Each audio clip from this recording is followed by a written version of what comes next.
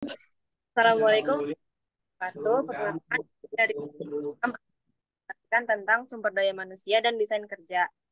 Anggota kami yaitu ada yang pertama Elizabeth Ditatvina dengan NIM 64221 837. Yang kedua ada Silhama Abatunida dengan NIM 64221 664. Yang ketiga ada Maudina Hayati dengan NIM 64222 067. Yang keempat ada Rizka Ula Januani dengan NIM 64221 809. Yang kelima ada Agung Tripamungkas dengan NIM 64222 100. Yang keenam ada Muhammad Ananda Saputra dengan NIM 64221 357. Yang ketujuh dari Rizky Nur Febriantino dengan NIM 64221 312. Yang terakhir ada Muhammad Rafli dengan NIM 64221 431.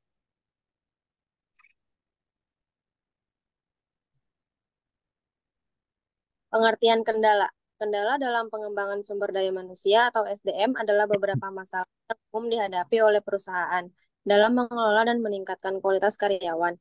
Berikut adalah beberapa kendala yang sering dihadapi. Yang pertama ada pemanfaatan SDM belum optimal. Pemanfaatan SDM belum optimal adalah kendala terbesar dalam membuat manajemen SDM efektif. Produktivitas dapat diukur dengan rumus output atau input. Namun perlu diingat bahwa pemanfaatan SDM yang optimal memerlukan perencanaan yang tepat dan penggunaan sumber daya yang efektif. Alokasi sumber daya manusia yang tidak efektif. Transisi menuju implementasi shared service dapat berdampak pada alokasi sumber daya manusia atau SDM. Masalah terkait alokasi SDM ini harus dihadapi oleh pihak manajemen baik saat transisi menuju implementasi, saat shared service maupun proses selanjutnya.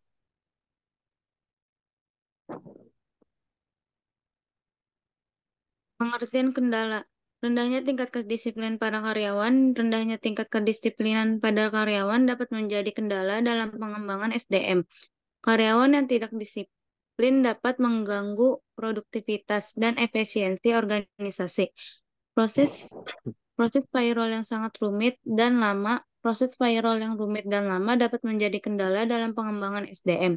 Proses ini harus dilakukan dengan cepat dan tepat untuk memastikan karyawan mendapatkan upah yang sesuai. Terjadi diskriminasi pada karyawan secara langsung. Diskriminasi pada karyawan secara langsung dapat menjadi kendala dalam pengembangan SDM. Hal ini dapat mengganggu moral kerja dan kualitas karyawan.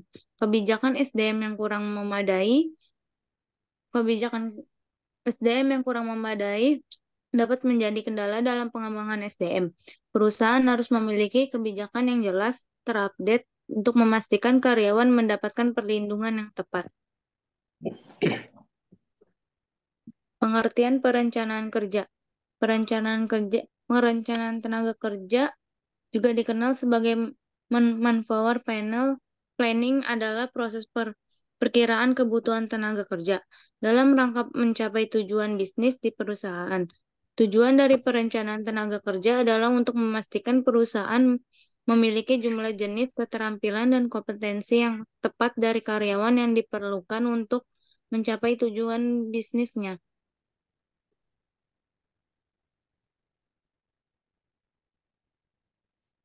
Penetapan standar tenaga kerja. Penetapan standar tenaga kerja adalah proses yang digunakan untuk menentukan jumlah waktu yang diperlukan oleh seorang pekerja untuk melaksanakan suatu pekerjaan atau bagian dari pekerjaan dalam kondisi kerja. Kerja normal. Standar tenaga kerja ini digunakan sebagai acuan untuk menentukan berbagai hal seperti jumlah tenaga kerja yang dibutuhkan. Standar tenaga kerja membantu perusahaan menentukan biaya tenaga kerja dan kebutuhan kepegawaian untuk memproduksi suatu produk. Jumlah tenaga kerja yang dibutuhkan.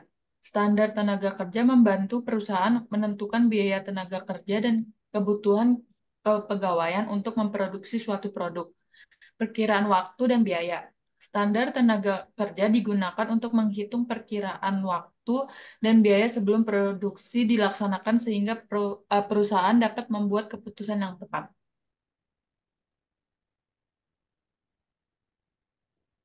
Penetapan desain kerja. Penetapan desain pekerjaan, juga dikenal sebagai desain pekerjaan, adalah fungsi penetapan kegiatan-kegiatan kerja seorang individu atau kelompok karyawan secara organisasional. Tujuannya adalah untuk mengatur penugasan-penugasan kerja yang memenuhi kebutuhan-kebutuhan organisasi, teknologi, dan keperilakuan. Desain pekerjaan melibatkan keputusan dan tindakan manajerial yang spesifikasi tujuan, job desk, range, dan relationship untuk memuaskan kebutuhan organisasi maupun kebutuhan sosial dan pribadi dari pekerjaan yang dilakukan. Proses desain pekerjaan meliputi identifikasi pekerjaan, hubungan tugas dan pekerjaan, standar dan wewenang pekerjaan, serta syarat kerja yang harus diuraikan dengan jelas. Spesial Spesialisasi pekerjaan. Spesialisasi pekerjaan adalah proses pengelompokan tugas dan pekerjaannya yang dilakukan oleh manajer operasional untuk meningkatkan efisiensi dan produktivitas organisasi. Manajer operasional bertanggung jawab untuk memastikan semua operasi berjalan lancar, efisiensi, dan produktif serta memastikan kualitas produk dan mengelola rantai pasar. Spesialisasi pekerjaan melibatkan beberapa komponen penting seperti perancangan barang dan jasa. Manajer operasional harus merancang produk dan jasa dan yang sesuai dengan kebutuhan pasar dan organisasi. Mutu.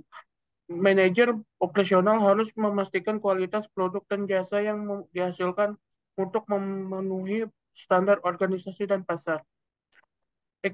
Ekspansi pekerjaan. Ekspansi pekerjaan adalah proses pengembangan atau peningkatan kegiatan kerja yang dilakukan oleh individu atau organisasi untuk meningkatkan efisiensi, produktivitas, dan kualitas pekerjaan. Tujuan utama dari ekspansi pekerjaan adalah untuk memperluas jaringan bisnis, meningkatkan pasar, dan memaksimalkan keuntungan. Pengertian ekspansi pekerjaan ialah ekspektasi pekerjaan dapat diartikan sebagai proses perluasan atau peningkatan kegiatan kerja yang dilakukan oleh individu atau organisasi untuk meningkatkan efisiensi, produktivitas, dan kualitas pekerjaan. Dalam konteks bisnis ekspansi pekerjaan merujuk pada upaya untuk memperbesar skala usaha, meningkatkan pasar dan memaksimalkan keuntungan. Tujuan ekspansi pekerjaan yaitu tujuan utama dari ekspansi pekerjaan adalah untuk memperluas jaringan bisnis, meningkatkan pangsa pasar dan memaksimalkan keuntungan.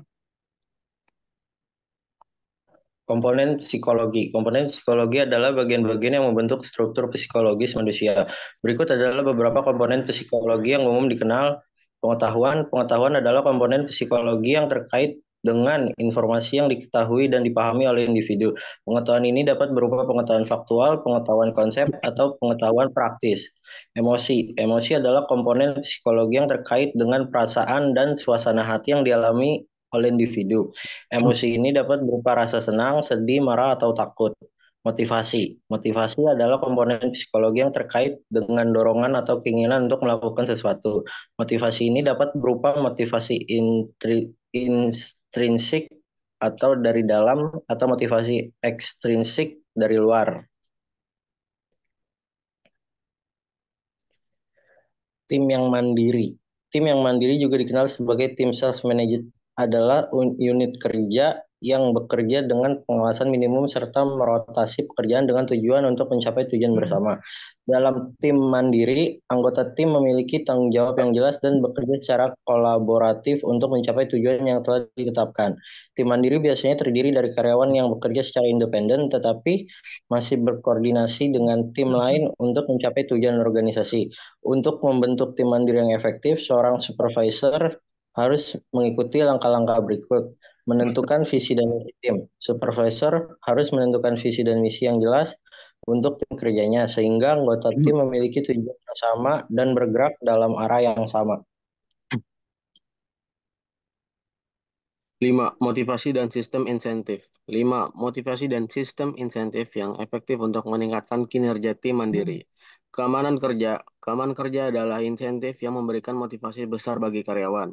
Jika pekerjaannya terjamin, ia akan melakukan upaya maksimal untuk mencapai tujuan perusahaan.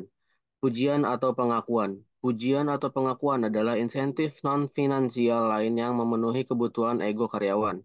Pujian dapat menjadi lebih efektif daripada insentif lainnya. Skema saran.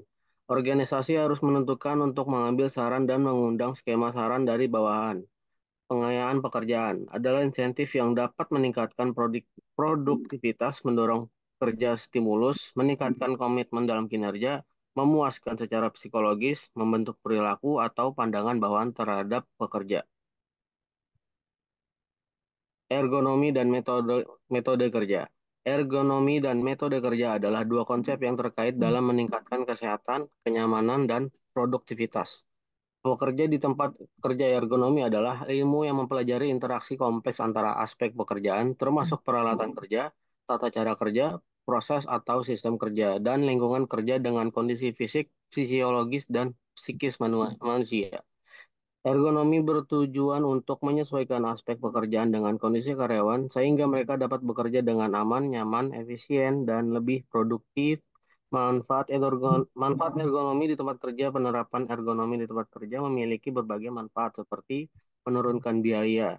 Ergonomi yang baik dapat menurunkan risiko penyakit muskuloskeletal dan biaya kompensasi pekerja yang mengalami penyakit akibat ergonomi yang tidak baik. Tempat kerja visual meningkatkan produktivitas.